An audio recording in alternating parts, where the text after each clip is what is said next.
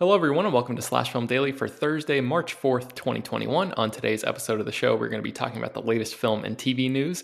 My name is Ben Pearson. I'm the senior writer at slashfilm.com, and I'm joined on today's episode by Slash Film managing editor Jacob Hall. Hello, hello. And writer Hoai-Tran Bui. Hey, everyone.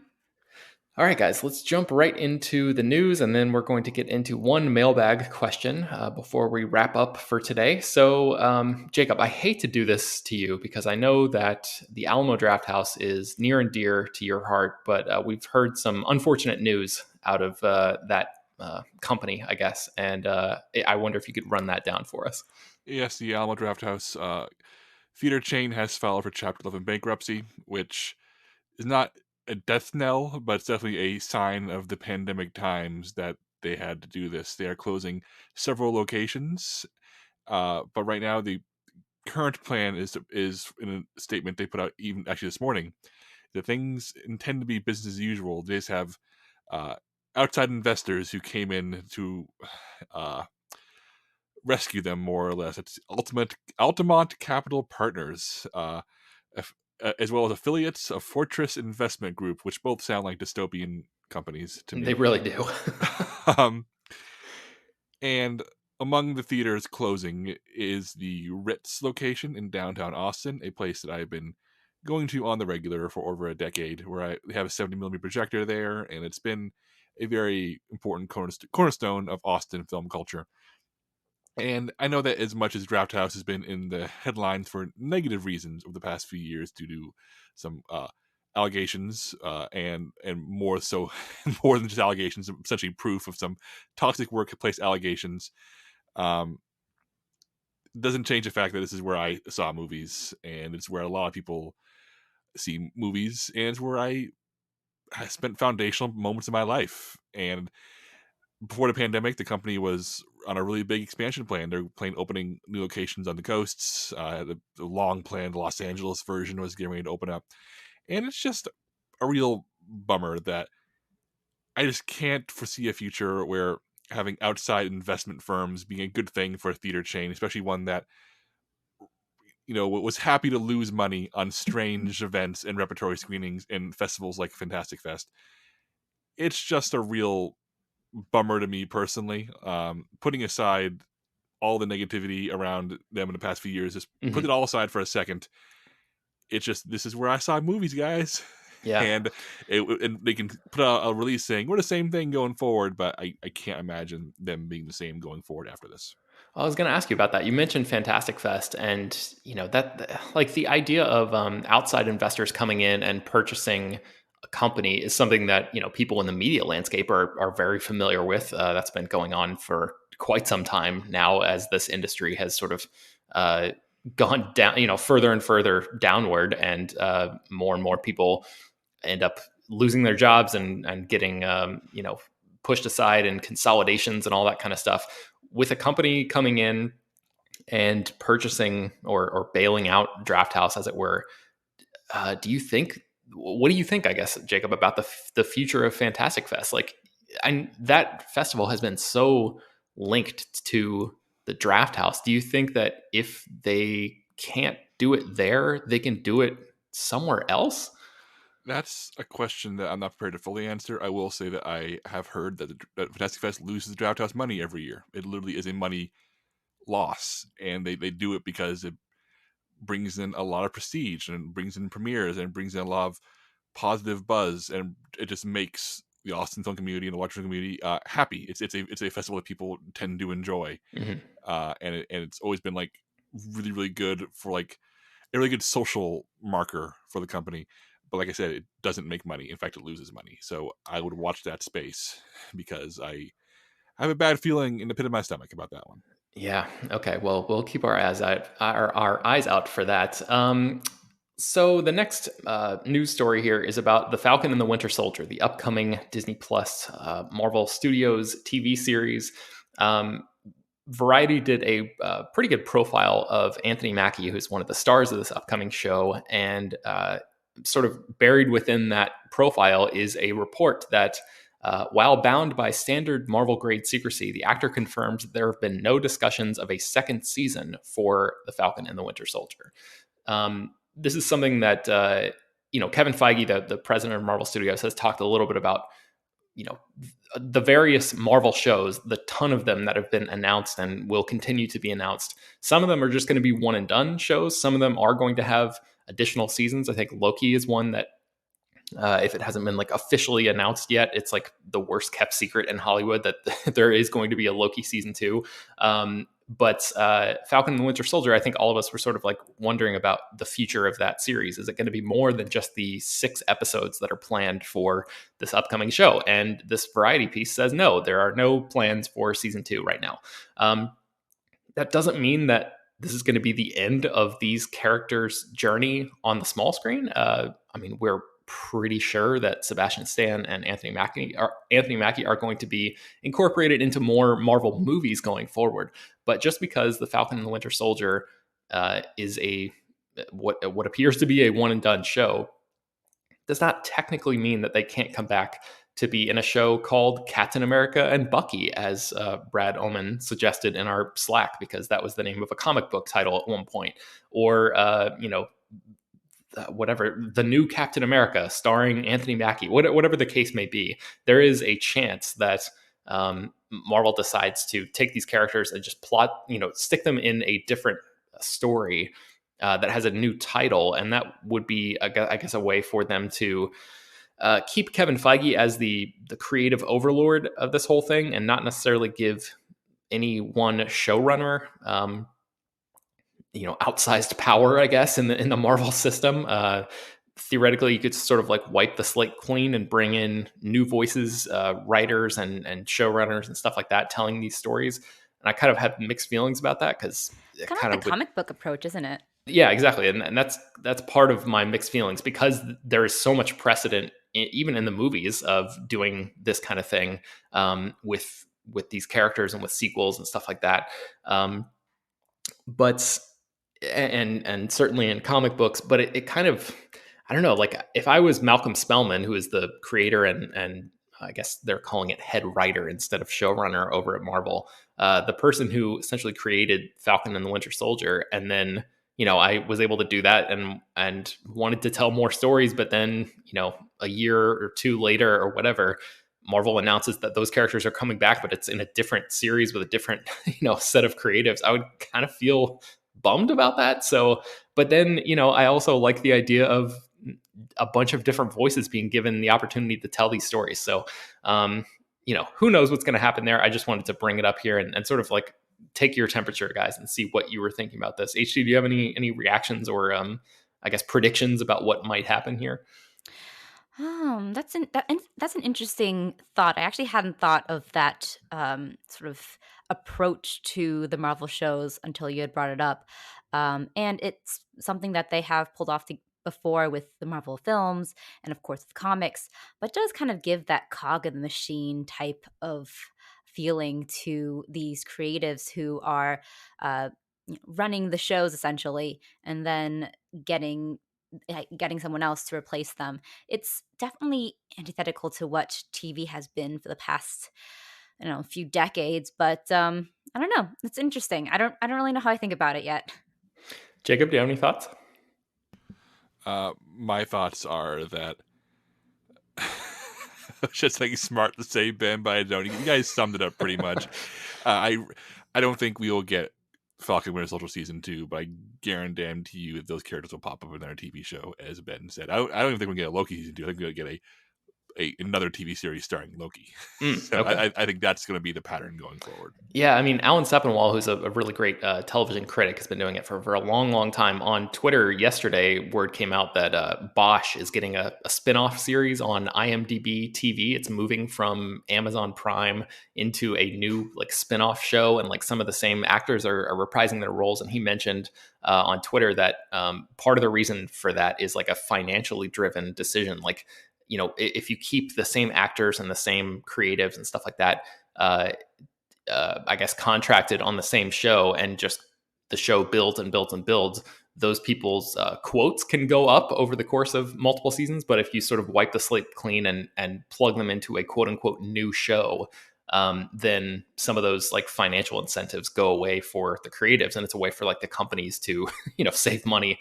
And that I would not put that put it past Disney to take that approach. So we'll see what happens with the future of these Marvel shows and whether or not they just get sort of sequels in name only or what happens there. But speaking of Marvel, HT, tell me about Paul Bettany's potential troll that he unleashed upon the internet.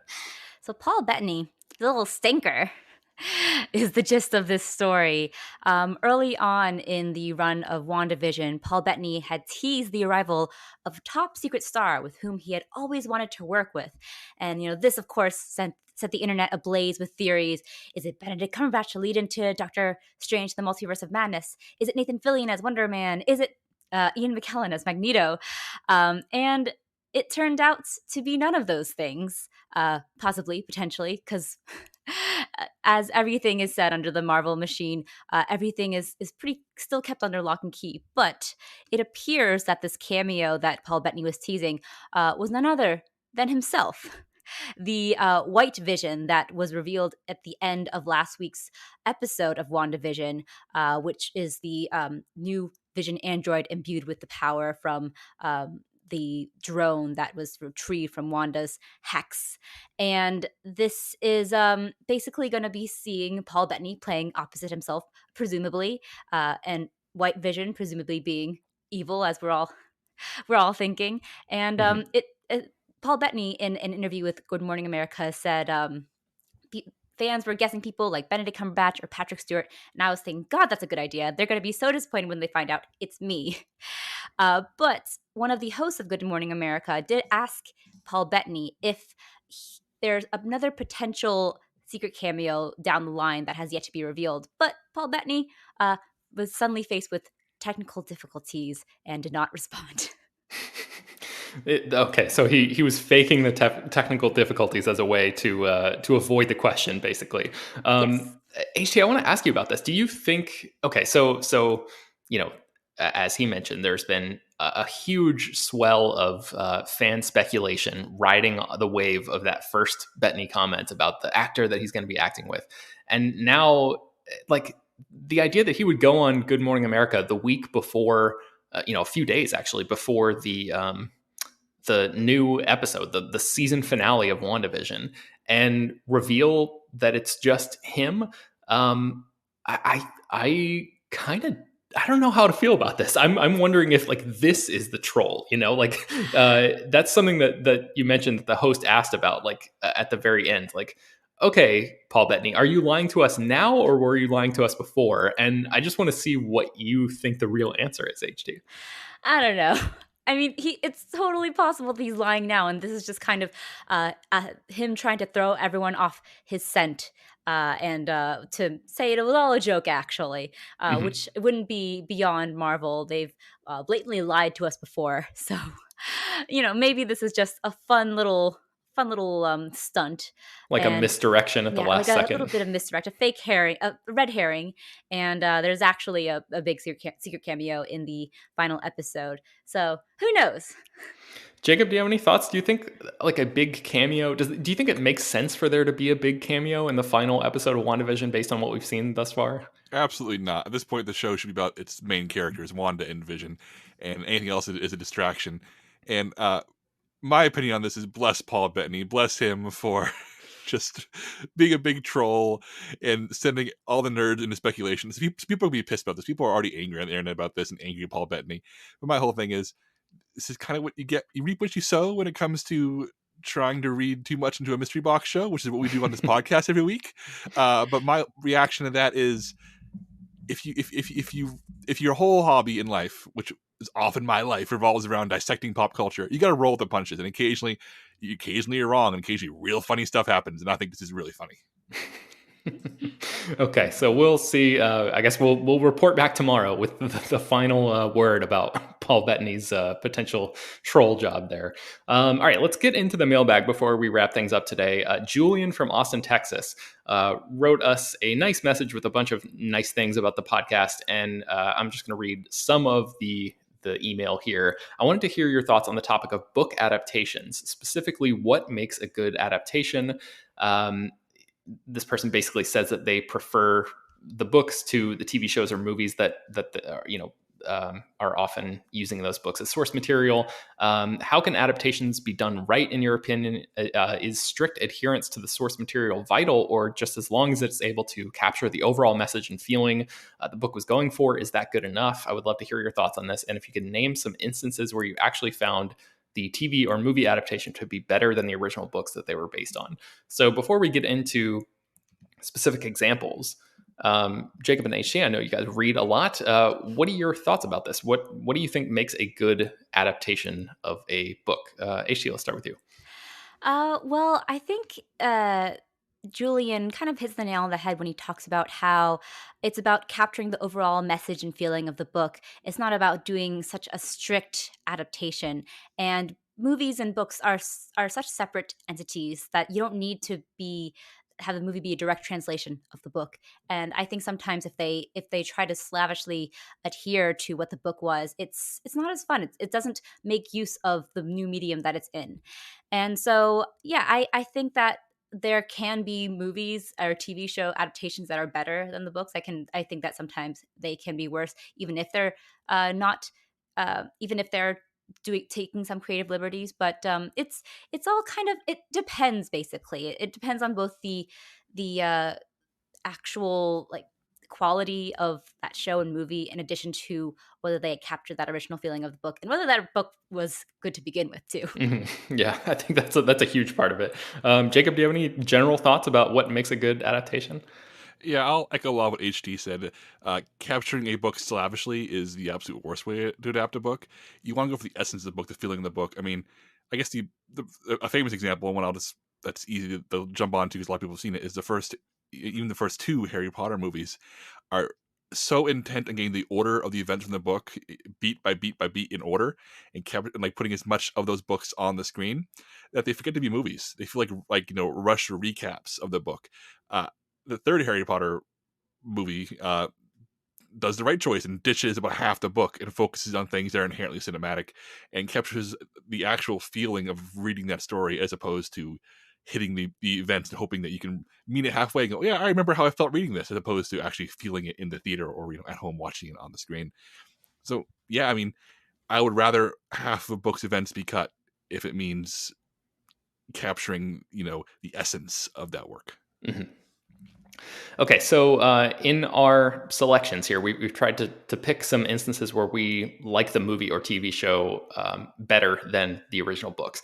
A couple instances came to mind quickly for me. One is Die Hard, which is based on a 1979 book by Roderick Thorpe called Nothing Lasts Forever. And I guess full disclosure here, I have not actually read this book, but I've read and heard enough about it that I kind of feel like I have. This is me cheating, basically, but this is a really famous example of, the screenwriters of the movie taking the best idea, the core idea, and basically doing everything they can to improve it in the best possible way. So like in the book version, for example, the character that Bruce Willis plays in the movie is visiting Los Angeles, and he's visiting his daughter instead of his wife. So the dynamic between the characters is completely different there. And then also, spoiler alert for the book, Nothing Lasts Forever from 1979. If anybody wants to read it, fast forward now. I'll give you one more second to dive for the pause button on your podcast device. But his daughter actually dies in the end of the book, and so that's a big change from the reconciliation that happens between Willis's character and the Holly Gennaro character at the end of the movie, and just there are several other significant changes there, and Die Hard obviously has become like one of the all-time action movie classics. So I think that's a good one. One book that I actually have read is Ernest Cline's Ready Player One, which I actively despised almost every page of that book. The movie that was directed by Steven Spielberg is better, but that's not really saying that much. I still don't love that movie, but I found it to be a significant improvement over the book, and the fact that I still don't love the movie tells you really what I think about the quality of the book. But yeah, I think it's much better to see that action happening on screen, through Spielberg's eye than to read the just awful prose and the have to deal with the sort of the smugness that comes off on the page in that story. So It also even goes to though, show that the best sequence in Spielberg's Ready Player One is one that doesn't appear at all in the book, and that's the Shining recreation sequence. yeah, that's true too. And I mean, it's just so more. Yeah, I don't want to go off any further on just trashing that book, because I know there are people probably listening to this who like it quite a bit, because it's geared directly at the sort of demographic that reads slash film and probably listens to this podcast. And this is not like a personal attack on anybody. I just found that book to be very, very tough to read. I thought it was very bad. But HT, let's enough of that. Let's go to you. What are some examples that sprang to mind for you? So a couple that spring to mind are actually, I just kept thinking of David Fincher movies, for example, for some reason. And one was Fight Club, which is a movie that I saw first, and I read the book afterwards. And the movie is excellent and just complete, you know, firebrand of a film that really dives into that like disillusionment that came with sort of that generation of irony of the 90s. And I picked up the book, I don't know, a couple of years ago, and I could barely get through it. There's a degree of self-awareness in Fincher's Fight Club in which you feel like he is almost poking fun at these people. He's not, for example, glamorizing or uh, explicitly endorsing like what these people are, what Edward Norton's character is thinking in Fight Club, and even despite like the culture that has arisen around it, people who do glamorize it, but the book itself, you don't get that sense at all. It feels very much like, because it's told from first person, you really get that sense like this is what the author believes, and this is what that character, and you really feel in line with that character. And it just was a complete slog for me to read, because I could not uh, get on board such a dislikable, unlikable, and gross character and his mindset. So Mm, I really disliked the Fight Club book, but the Fight Club movie is still a classic. cool. Any others? Yeah, so Fincher, I feel like he has a talent for elevating books that I did like at the beginning, and liked even more as a film. So I thought of Gone Girl at first, but Gone Girl is actually an anomaly almost, because I I enjoy the book and the film equally, but for different reasons. And I think that the book works in some cases and the movie works in other cases, but I just like, I think that they're both kind of perfect in some ways. And I think the same of David Fincher's The Girl with the Dragon Tattoo movie. I had seen the Swedish version, I had read the book, and the book is interesting because it feels very much like a kind of beach read psychological thriller that you enjoy but feels somewhat like you can discard it. But David Fincher's film captures such a specific type of mood that feels really electric and exciting, and the performances too really elevate that. So yeah, it's David Fincher really, the guy knows how to direct a movie, and he really knows how to make an adaptation. So Yeah, uh, and shout out to Gillian Flynn too, because she's one of the few people that I can think of that adapted her own novel. Like, she wrote the screenplay for the Gone Girl movie, and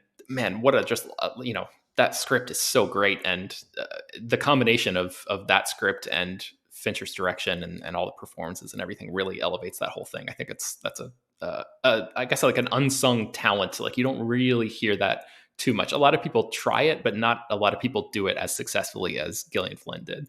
I agree.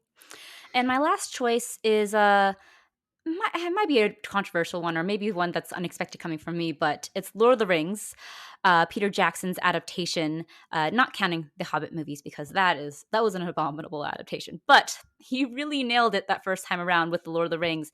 And Tolkien's Lord of the Rings books are actually a series that I still don't really enjoy reading. I love his Hobbit book. I think it's one of my favorite fantasy books, but he switches up his language and his prose in a way that I just could not really get on board with the Lord of the Rings. I think the world building and the lore is so intricate and beautiful and wonderfully thought out, but it's the writing style is just not really up my alley. But Peter Jackson works some magic with what's within those Lord of the Rings books and turns it into one of the greatest cinematic trilogies that we've ever had with the Lord of the Rings movies. And it's I think we raved about Lord of the Rings on this podcast many times. It's really a miracle that he was able to pull it off in that fashion. And he makes several significant changes. Eowyn, no, not Eowyn. I'm forgetting her name.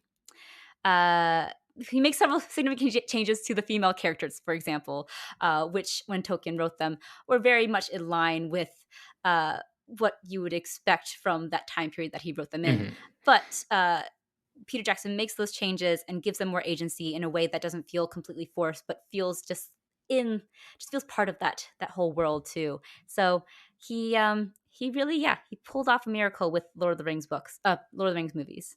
Yeah, for sure. Jacob, what about you? Yeah, I want to start with American Psycho by Bret Easton Ellis, which is a borderline unreadable book. I actually tried to read it after enjoying the movie, and I have not read anything from Ellis since, because he himself is kind of a not the kind of person whose work I want to support based on his actual life a lot of the time. But American Psycho is an interesting book because it's entirely from the POV of a psychopath, a murderer, and a genuinely evil, like, emotionless monster.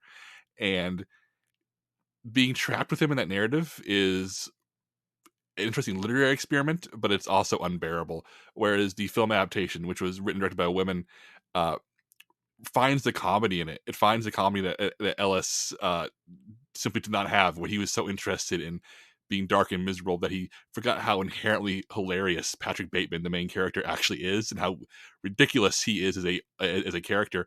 And working with Christian Bale, they really tap into making American Psycho into a dark comedy, which isn't really on the page, and it really improves material and makes it actually watchable and really funny. So American Psycho is my first pick for a movie that is significantly better than the book. And my other pick would be The Hunger Games Trilogy by Suzanne Collins. I know it's YA stuff, and I read the first two books to prepare for the movies, and I really like the movies. I think they're generally well done and well acted and interesting, and they really do expand on the books, which fall into a lot of familiar YA tropes. They feature a character who is ultimately more interested in which boy to pick than she is in her political and wartime situation in front of her. And this is really backgrounded in the movies, especially in the second book. I feel like it's really wrapped up in its really uninteresting love triangle, whereas the movies focus more on Katniss, the character played by Jennifer Lawrence, played extremely well by Jennifer Lawrence, who makes the character so much more interesting on screen by the nature of being Jennifer Lawrence. Really rescues a lot of the tired YA stuff that drags those books down. I never even read the third book. I had no interest, but I think all four of those movies are good, and I think they're all so much more interesting than the source material ever could have been. It's interesting that, especially with American Psycho and Fight Club, that UNHC sort of hit on like the same kind of idea there, that like maybe one of the great things about a good adaptation is like the fact that directors, whether it be in TV or movies, are able to sort of keep audiences at a bit of a distance instead of forcing you into the protagonist's headspace, especially when it's a protagonist that you don't necessarily, like align with in terms of their mentalities or worldviews or whatever. But yeah, I feel like American Psycho and Fight Club are both good examples of that. Like it sort of allows a little bit more room, a little bit a different perspective, where like some of the filmmakers, I guess, reads and feelings and thoughts can be sort of inserted into the story instead of just that's sort of like first person experience of reading a story. So maybe that's part of like a general thing we can apply to answer Julian's question. So that's great. If anybody else has any additional mailbag topics or prompts or things that you'd like us to address, you can email those to peter@slashfilm.com along with feedback, questions, comments, and concerns about the podcast. WandaVision theories, if you want to send in a couple last minute ones, you've got a few hours left until the new episode drops. You can find more about all the stories that we mentioned on today's show at slashfilm.com and linked inside the show notes of this episode. Slash Film Daily is published every weekday, bringing you the most exciting news from the world of movies and TV, as well as deeper dives into the great features you can find on the site. You can subscribe on Apple, Google, Overcast, Spotify, all of the popular podcast apps. And take a few minutes if you can to rate and review the show on Apple Podcasts. Tell your friends about the show. Spread the word any way you can. Thank you so much for listening, and we will be back for the WandaVision season finale tomorrow.